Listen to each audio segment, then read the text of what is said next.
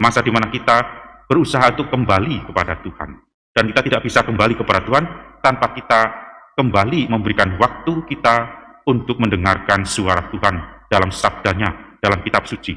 Meluangkan waktu cukup untuk membaca dan merenungkan kitab suci dan meningkatkan doa-doa kita kepada Tuhan, percakapan pribadi kita dengan Tuhan. Dan semoga kita juga dapat membangun komunikasi, membangun komunitas yang sungguh-sungguh beriman, keluarga yang sungguh-sungguh beriman lewat tindakan puasa dan pantang, lewat tindakan tobat, lewat tindakan kebersamaan dalam mengarahkan hati kita kepada Tuhan.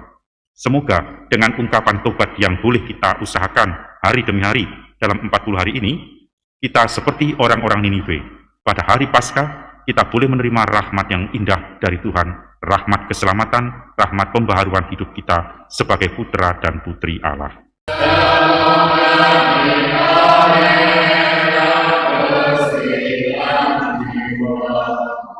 Ya Tuhan, ingatlah akan kerahiman dan kerelaanmu yang abadi. Janganlah musuh bergembira atas kami. Ya Allah, bebaskanlah kami dari segala penindasan. Dalam nama Bapa dan Putra dan Roh Kudus. Rahmat dan damai sejahtera dari Allah Bapa dan Tuhan kita Yesus Kristus bersama. Bertobat adalah kata kunci yang penting untuk diresahkan, dilaksanakan selama 40 hari masa pantang dan masa puasa. Masa pantang dan puasa menjadi berarti ketika orang berbalik kepada Tuhan, dan itulah arti yang ingin ditekankan lewat bacaan-bacaan pada hari ini. Maka mari kita sekarang bersama mengingatkan diri kita sesali segala dosa, kekurangan, dan kelalaian kita, dan kita kembali kepada Tuhan dengan rendah hati. Saya mengaku kepada Allah yang Maha Kuasa dan kepada saudara sekalian bahwa saya telah berdosa dengan pikiran dan perkataan, dengan perbuatan dan kelalaian. Saya berdosa, saya sungguh berdosa. Oleh sebab itu saya mohon kepada Santa Perawan Maria, kepada para malaikat dan orang kudus, dan kepada saudara sekalian, supaya mendoakan saya pada Allah Tuhan kita. Semoga Allah yang Maha Kuasa mengasihani kita, mengampuni dosa kita, dan menghantar kita ke hidup yang kekal. Amin. Marilah berdoa. Allah Bapa yang Maha Rahim, buatlah kami bertobat berkat sabdamu, berkat Yesus pembawa damai-Mu, dan ajarilah kami meyakini bahwa kami selalu dapat mengandalkan sabda pengampunan-Mu. Demi Yesus Kristus Putra-Mu Tuhan dan pengantara kami, yang hidup dan bertahta bersama Dikau dalam persekutuan Roh Kudus, Allah hidup dan memerintah sepanjang segala masa. Pembacaan dari Nubuat Yunus. Tuhan berfirman kepada Yunus, "Bangunlah dan berangkatlah ke Niniwe, kota besar itu. Sampaikanlah kepadanya seruan yang kufirmankan kepadamu." Maka bersiaplah Yunus, lalu pergi ke Niniwe sesuai dengan firman Allah. Niniwe adalah sebuah kota yang mengagumkan besarnya. 3 hari perjalanan luasnya, mulailah Yunus masuk ke dalam kota. Sehari perjalanan jauhnya, lalu berseru, 40 hari lagi maka Niniwe akan ditunggang balikan. Orang Niniwe percaya kepada Allah, lalu mereka mengumumkan puasa, baik orang dewasa maupun anak-anak, mengenakan kain kabung. Setelah kabar sampai pada raja kota Niniwe, turunlah raja dari singgasananya, ditanggalkannya jubahnya, diselubungkannya kain kabung, lalu duduklah ia di atas abu. Lalu atas perintah raja dan para pembesarnya, orang memaklumkan dan mengatakan di Niniwe demikian. Manusia dan ternak, lembu, sapi, dan kambing domba tidak boleh makan apa-apa, tidak boleh makan rumput dan tidak boleh minum air. Haruslah semuanya, manusia dan ternak, berselubung kain kabung dan berseru dengan keras kepada Allah. Dan haruslah masing-masing berbalik dari tingkah lakunya yang jahat dan dari kekerasan yang dilakukannya. Siapa tahu mungkin Allah akan berbalik dan menyesal, serta berpaling dari murkanya yang bernyala-nyala itu, sehingga kita tidak binasa. Ketika Allah melihat perbuatan mereka itu, yakni bagaimana mereka berbalik dari tingkah lakunya yang jahat, maka menyesallah Allah atas malapetaka yang telah dirancangkannya kepada mereka, dan ia pun tidak menjadi melakukannya. Demikianlah sabda Tuhan. Hati yang remuk redang tidak akan kau pandang hina ya Allah. Hati yang remuk redang tidak akan kau pandang hina ya Allah. Kasihanilah aku ya Allah menurut kasih setiamu, menurut besarnya rahmatmu hapuskanlah pelanggaranku. Bersihkanlah aku seluruhnya dari kesalahanku, dan tahirkanlah aku dari dosaku. Hati yang remuk redam tidak akan kau pandang hina ya Allah. Ciptakanlah hati yang murni dalam diriku ya Allah, dan baharuilah semangat yang teguh dalam batinku. Janganlah membuang aku dari hadapanmu, dan janganlah mengambil rohmu yang kudus daripadaku. Hati yang remuk redam tidak akan kau hina ya Allah. Tuhan, Engkau tidak berkenan akan kurban sembelihan, dan kalaupun ku persembahkan korban bakaran, Engkau tidak menyukainya. Persembahan kepadamu ialah jiwa yang hancur. Hati yang remuk redam tidak akan kau pandang hina ya Allah. Hati yang remuk redam. Terpujilah Kristus Tuhan, Raja mulia dan kekal. Terpujilah Kristus Tuhan, Raja mulia dan kekal. Sekarang juga demikianlah firman Allah, berbaliklah kepadaku dengan segenap hatimu, sebab aku ini pengasih dan penyayang.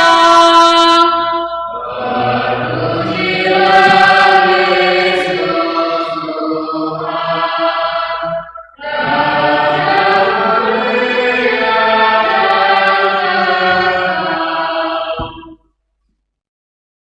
Tuhan bersamamu.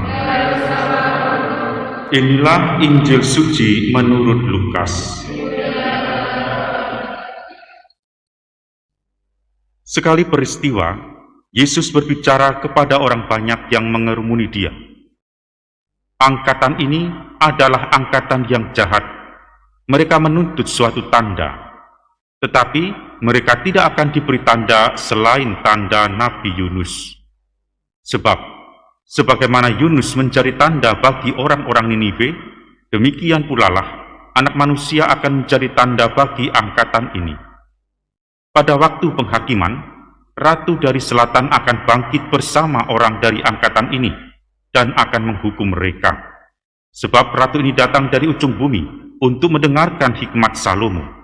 Dan sungguh, yang ada di sini lebih daripada Salomo. Pada waktu penghakiman, orang-orang Niniwe akan bangkit bersama angkatan ini, dan mereka akan menghukumnya. Sebab orang-orang Niniwe itu bertobat waktu mereka mendengarkan pemberitaan Yunus. Dan sungguh, yang ada di sini lebih daripada Yunus.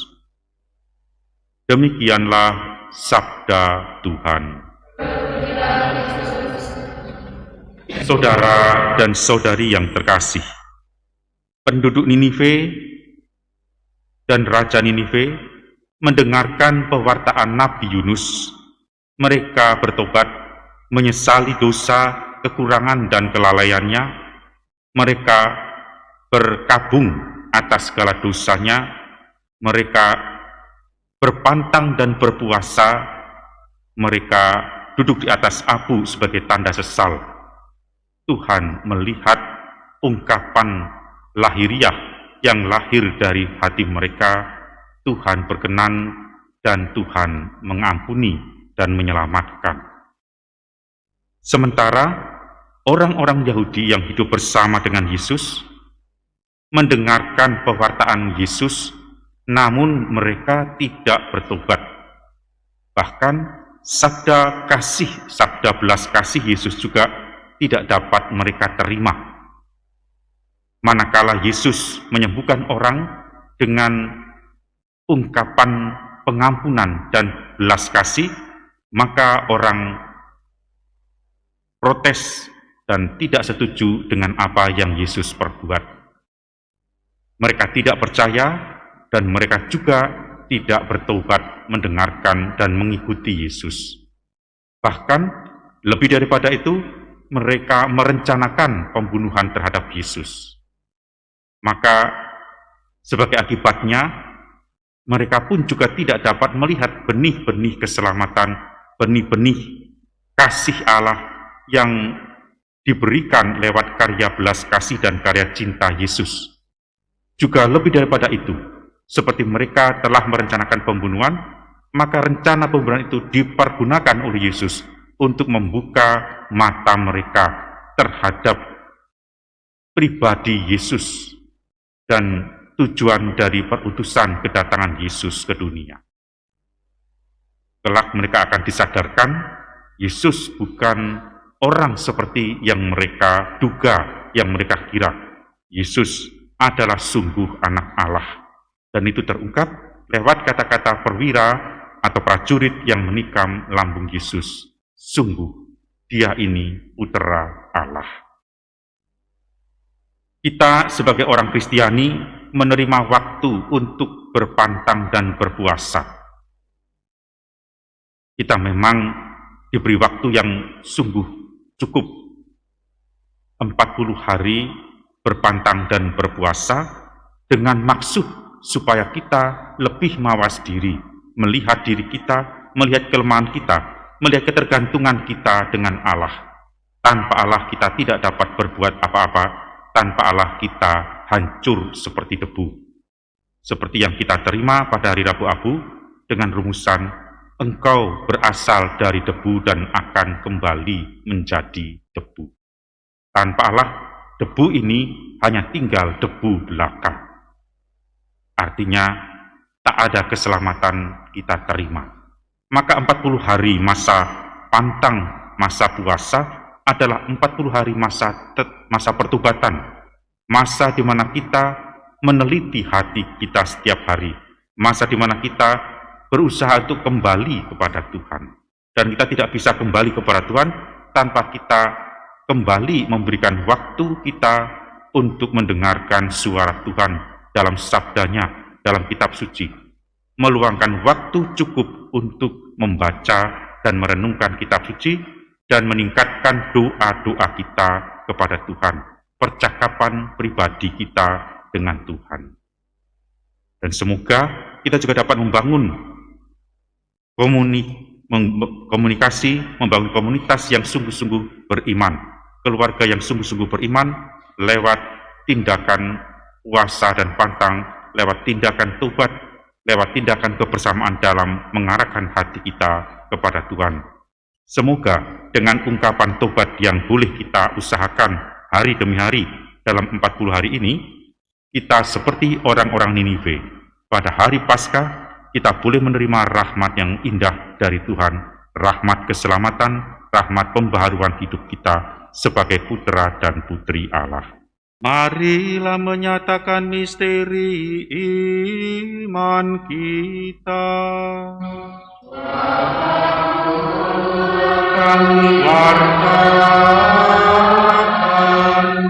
kebangkitan kami